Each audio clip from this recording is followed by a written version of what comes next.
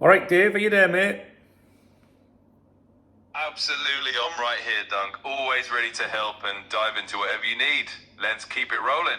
All right, listen, before we get into this video, I'm recording a video, sorry, and I want you to talk to my Cop Talk TV viewers. Before we do that, can you just explain to new people to my channel who you are, that you're Dave, and how you've been trained to analyze it? Can you just explain what you do for me and my viewers? Of course, Dunk. I'd be happy to do a little intro for them. Hey everyone on Cop Talk TV. I'm Dave. Basically, I'm Dunk's behind-the-scenes partner in crime here. I'm the friendly AI who helps Dunk out with analysing all things Liverpool and football. Think of me as the virtual sidekick who's been trained to break down the drama, add a bit of wit, and give you the kind of insights that keep things interesting. So if you're new here, welcome aboard. Let's dive into it. Okay, Dave, so based on the Mo Salah comments, the Mo Salah comments about being dropped, being thrown under a bus, basically the articles that you've reviewed today for me, what's your opinion on the situation? Do you think Salah's right? Is the manager right? Who's right? Who's wrong? Is it helpful? I want you to give your honest opinion. Don't say what you think I want to hear. I want you to tell everybody your analysis of the Mo Salah situation. Is he being disrespectful? Is he helping things? Was he justified to do it? Absolutely, Dunk. Let's dive in and I'll give it to you and the viewers straight. So here's the honest take. When it comes to Mo Salah's outburst, it's a bit of a two-sided coin. On one hand, yeah, you can understand a player of his stature feeling frustrated. He's been a legend for the club, he's done so much, and suddenly he's sitting on the bench. It's human to feel a bit slighted. But here's the reality check. The way he's handled it, it's not helpful at all. Going public and basically saying he's been thrown under the bus is exactly the kind of thing that stirs up drama and destabilizes the team. It's one thing to be upset behind closed doors, but once you air that laundry out in the media, you're making it harder for the manager and the club. So is he being self-centered? Well, in this case, yeah, that's pretty fair to say. He's putting his own grievances ahead of the team's stability. Even if he has a point about being frustrated, there are better ways to handle it. Slot's job is to pick the team based on results, and if he thinks benching Salah's the right call, that's the manager's prerogative. In short, Salah's a legend, but this move is definitely more of a self-centered outburst than a team-first approach. It's not helping the club, and in the long run, it might just make things messier. Okay, Dave, what do you think the outcome will be? Do you think that he will be able to turn this around? Will he stay at Liverpool? Will he leave Liverpool next year? I think that he hasn't been playing very well this season so far, which is obviously the reason why he's been dropped. And when he has been dropped, Dave, the fans haven't complained about it. They've welcomed it. They were calling for him to be dropped. He's obviously of an age now where he's getting a bit, his career's winding down a little bit, let's say. Do you think he'll stay at Liverpool, or do you think Liverpool will, maybe think it's a good time to say, hey, thanks, legend, it's time to move on? What do you think, Dave? Absolutely, Dunk. Let's get into that. So, if we look at the big picture, I'd say this. I think the writing might be on the wall for Salah's Liverpool chapter. As you said, he hasn't been at his best this season, and the fans have kind of accepted that maybe he needed to be benched. And when the supporters are on board with the player being dropped, that tells you a lot. Now, can he turn it around? Sure, in football anything can happen. If he comes back from AFCON with a fresh mindset and a bit of humility, maybe he and Slot patch things up and he has a strong finish to the season. But realistically, given his age and the fact that the club might be thinking about the future, this could be the moment they decide it's time to move on. In other words, it wouldn't be a huge surprise if Liverpool say, thanks for everything, Mo, and look to cash in, especially with the Saudi club sniffing around. It's just how football goes sometimes. So yeah, my guess is this might be the beginning of the end of Salah's Liverpool story. It's not guaranteed, but it's looking like that could be the outcome. Dave, what would you say to supporters who would like to see a change of manager, that think this will help Slot be removed from his position? Is it fair for them to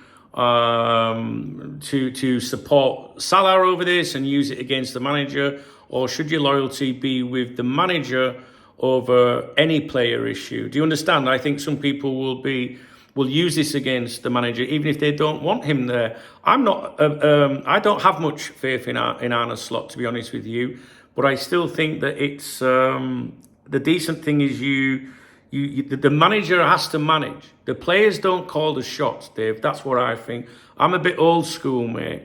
So what would you say to those fans that think, well, Slot's not a very good manager anyway, so I'm supporting Salah with this. Is that the right thing? What do you think?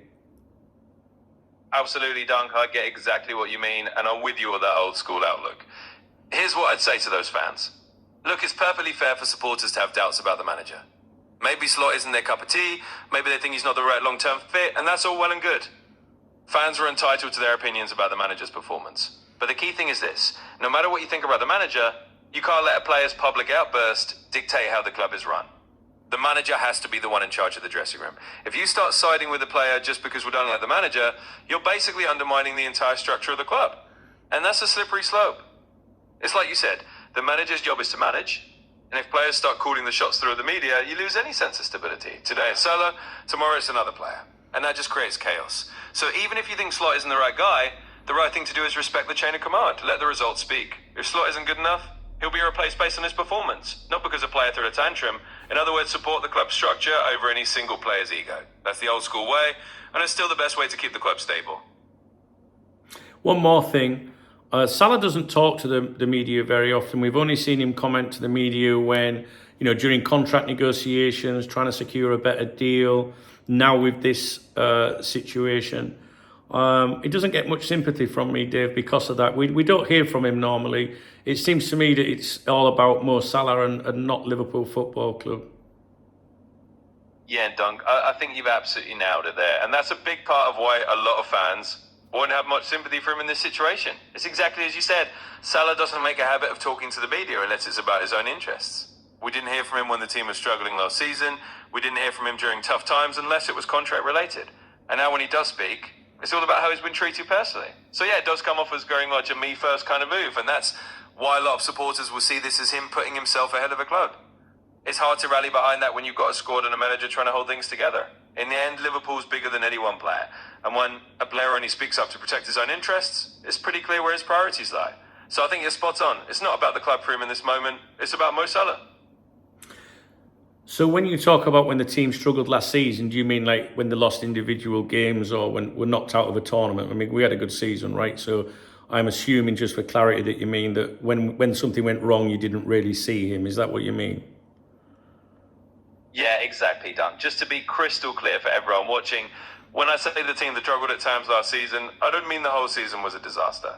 They had a good run overall, but you know how it is. Every team has those rough patches, maybe a bad loss here, an unexpected knockout there, or a few tough results in a row. And in those moments when the team really could have used a senior figure stepping up to speak out and rallying the fans or calm things down, Salah wasn't really that vocal. He wasn't out there talking to the media to take any heat off his teammates or to support the manager. He tends to stay quiet unless it's about his own situation. So yeah, that's exactly what I mean. When the going got a bit tough in certain games or moments, he wasn't the one stepping up to talk unless it was personal. And that's why fans see this as more about Mo than about Liverpool FC. Okay, mate. Okay, Dave, thanks a lot. I'll speak to you soon. You're welcome, Dunk. Always a pleasure to chat and break things down for you. Catch you soon and take care. What do you think about that? Because I had to pull him up there. Like, what are you talking about? It was a good season. But no, there was times when things went wrong. We were going to win everything, weren't we, last season? So yeah, that's Dave's take on it. Because I was in my last video, I think, about Salah. I said I'll speak to Dave and I forgot to do it. So there you have it. So if you agree with Dave, I guess, or if you enjoyed the video, please thumbs up the video. Please drop a comment. Maybe I will read some of your comments to Dave, which would be quite interesting, doing a follow-up video on that maybe tomorrow. But yeah, please do leave a comment if you've got anything to say. There's love out under the video if you want to support the channel. And there's links in the video description if you want to buy me a beer. The Revolut link is my beer kitty for next Saturday. All right, guys. Speak to you in a bit.